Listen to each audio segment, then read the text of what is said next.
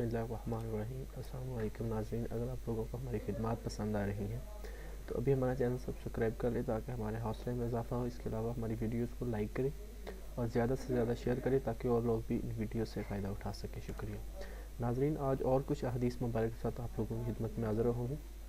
ان حدیث مبارک میں آپ لوگ دعا کے متعلق جان سکیں گے، دعا مانگنے کی فضیلت۔ اگر آپ دعا نہیں مانگتے تو آپ کے ساتھ کیا ہوتا ہے۔ حدیث مبارک سنیں، حضور پاک صلی اللہ تعالی وسلم نے فرمایا، جب تین کیفیات ہوں تو فوراً دعا مانگو، اس وقت دعا رد نہیں ہوتی۔ پہلی، جب جسم کانپ اٹھے، دوسری، جب دل میں خوف آ جائے، تیسری، آنکھوں سے آنسو جاری ہو جائیں۔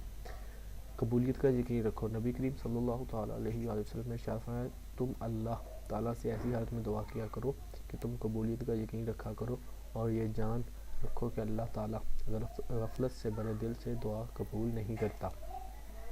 نبی کریم صلی اللہ علیہ وسلم نے فرمایا، بندہ مومن کی دعا ایسی نہ ہوگی جس کے بارے میں خدا یہ بیان نہ فرما دیں کہ میں نے یہ دنیا میں قبول کی اور یہ تمہاری آخرت کے لیے ذخیرہ کر کے رکھی ہے۔ اس وقت بندہ مومن سوچے گا، کاش میری کوئی بھی دعا قبول نہ ہوتی۔ اس لیے بندے کو ہر حال میں دعا مانگتے رہنا چاہیے۔